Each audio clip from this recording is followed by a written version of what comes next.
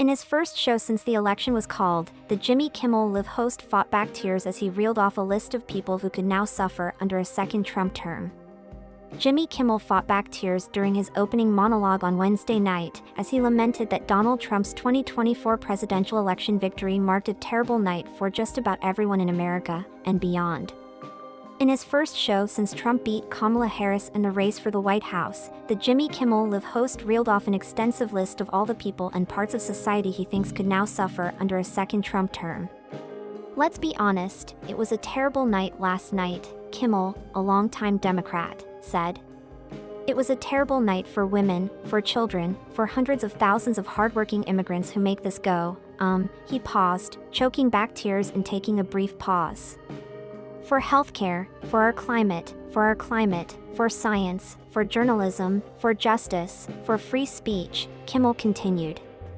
"It was a terrible night for poor people, for the middle class, for seniors who rely on Social Security, for our allies in Ukraine," Kimmel added, once again tearing up. "For NATO," he continued, regaining his composure. "For the truth and democracy and decent, and it was a terrible night for everyone who voted against him."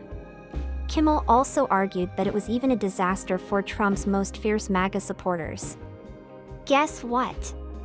It was a bad night for everyone who voted for him too, you just don't realize it yet," he added, to applause from the studio audience.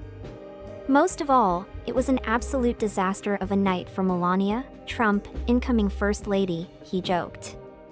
"There were, however, some beneficiaries of Trump's win," Kimmel said, pointing to dictators, some of the world's wealthiest people and Trump's prospective head of healthcare Robert F. Kennedy Jr. "But it was a really good night for Vladimir Putin and polio and the lovable billionaires like Elon Musk and the brothers up in Silicon Valley and all the wriggling brainworms who sold what was left of their souls to bow down to Donald Trump," he said.